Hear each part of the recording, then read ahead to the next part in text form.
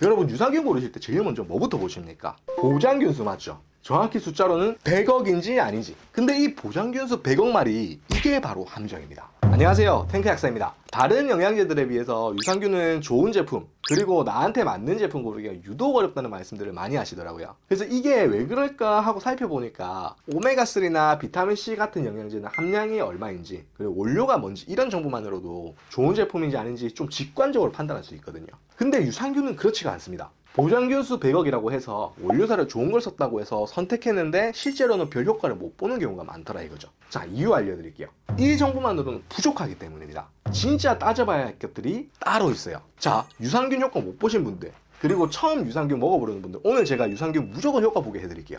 그럼 시작하겠습니다. 여러분 유산균 고르실 때 제일 먼저 뭐부터 보십니까? 보장균수 맞죠? 정확히 숫자로는 100억인지 아닌지. 근데 이 보장균수 100억 마리, 이게 바로 함정입니다. 유산균 제품들에서 말하는 보장균수라는 건요, 유통기한이 끝나는 마지막 날까지 살아있는 최소한의 유산균수를 제조사가 보장해 주는 겁니다. 보장균수 100억이라고 하면 어떤 느낌 드십니까? 많은 거 아닌가? 유산균 공부 많이 하신 분들은 최대로 넣었구나 하실 겁니다. 그런데 요즘 시중에서 보장균수 100억 아닌 제품을 찾는 게 더 힘들어요. 이게 왜 그럴까요?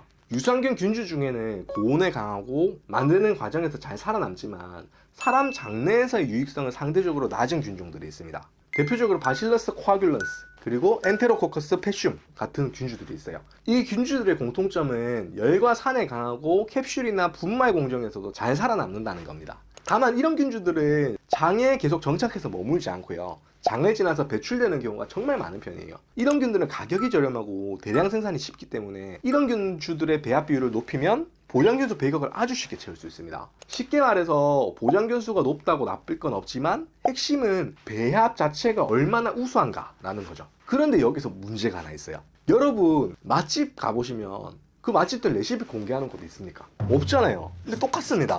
이건 영업기밀이라서 유산균 레시피 이건 공개를 절대 안 해요. 배합비는 알 수가 없어요. 그래서 이 배합비를 알 수 없는 보장균수는 보조적인 요소로는 참고할 만하지만 좋은 유산균을 판별하는 핵심 기준이 될 수가 없다는 거죠. 그리고 이 보장균수를 하도 강조하다 보니까 억울하게 무의미하다고 여겨지는 게 있습니다. 바로 투입균수입니다. 자, 이런 말 엄청 들어보셨을 거예요.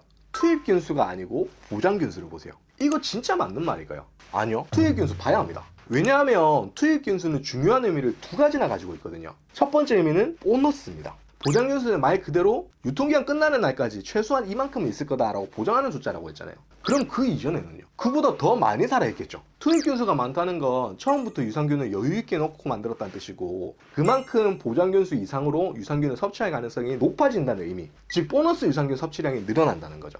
두 번째 의미, 투입균수가 많으면 사균도 함께 늘어납니다. 생균 상태에서 죽으면 그게 사균이에요. 이 사균이 많아지면 뭐가 좋냐? 이 사균이나 사균이 분해되면서 생기는 세포 성분들이 장내에서 유익균의 먹이가 돼서 성장을 돕습니다. 죽어서도 버릴 게 없는 게 이 유산균들이에요.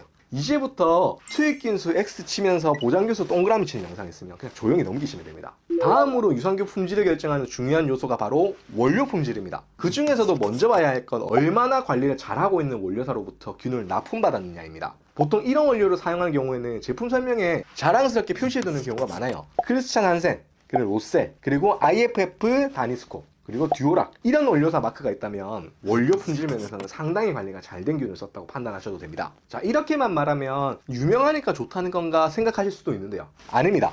이 회사들은 균주들을 스트레인 단위까지 관리를 합니다. 예를 들어 볼게요. 이렇게 써 있으면 이걸 락토바실러스 람노서스라는 스페시스까지만 밝힌 겁니다. 반면에 이렇게 써 있으면 이걸 람노서스라는 종류 중에서도 지지라는 특정 스트레인까지 명확하게 지정된 균주입니다. 많이 들어보신 균주죠.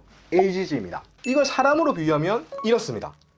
같은 김씨라고 해서 다 같은 사람이 아닌 것처럼 같은 종의 유산균이라고 해서 효과와 장내 정착성에 대한 연구 데이터가 모두 같은 게 아니에요. 즉 해당 스트레인에 대해서는 원료사가 기능성과 연구 데이터를 보장한다는 거죠. 즉 김철수가 일을 잘한다고 들어서 김철수 데려오라고 했는데 그냥 길 가던 김씨 아무개나 데려오는 일은 절대 없다는 겁니다. 다음으로 실제 사람장에서의 사용 경험과 연구 데이터가 상대적으로 많이 쌓인 균주들이 있는데요. 대표적인 것들만 짧게 짚어볼게요. 첫째, LGG. 가장 유명한 균주 중 하나죠. 장 점막 부착성이 높고 설사나 장 트러블, 그리고 항생제 복용 후에 장 관리 쪽으로 데이터가 많이 쌓여 있습니다. 그래서 장 상태가 예민하거나 기본적인 장 안정 목적이라면 가장 무난하게 배합되는 균주입니다.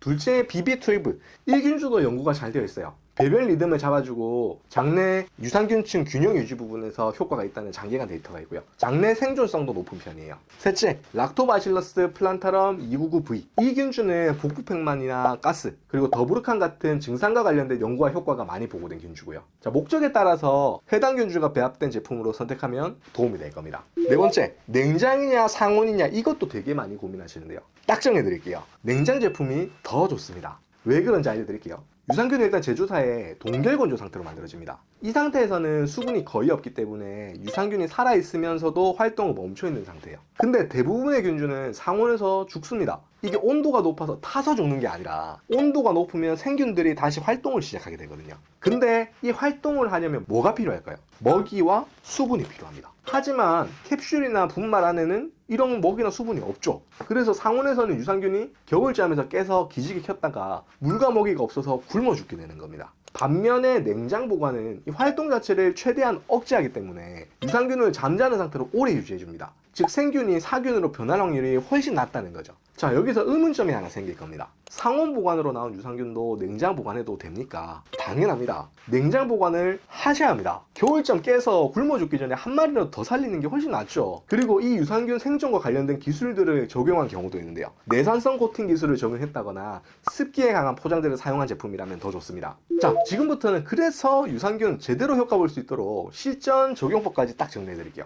투입균수 이거 보라고 했죠. 이거 안 적어놓은 유산균 제품 되게 많거든요. 근데 이거 판매처에 문의하면 다 알려줍니다. 전화로 물어봐도 되고 Q&A 글 남기셔도 됩니다. 이 투입균수 물어볼 때 반드시 물어볼 게 하나 더 있는데요. 제조일자입니다. 요즘 우유 사실 때 제조일자 보고 사시죠. 딴 영양제는 몰라도 유산균 이거는 제조일자 무조건 확인하십시오. 제조일로부터 6개월 이내 제품이면 보장교수보다 많은 유산균을 섭취할 확률이 높거든요. 보너스를 그만큼 많이 가져가는 겁니다. 보너스를요. 무조건 제조일자 이거 물어보십시오. 그리고 냉장 배송 의미 있습니다. 웬만하면 냉장 배송되는 제품이 더 좋아요. 그리고 집에서만큼이라도 무조건 냉장고에 보관해 주시고요. 마지막으로 복용법. 하루 한 번만 드시면 됩니다. 아침에 일어나서 공복에 바로 드시는 게 여전히 제일 좋아요.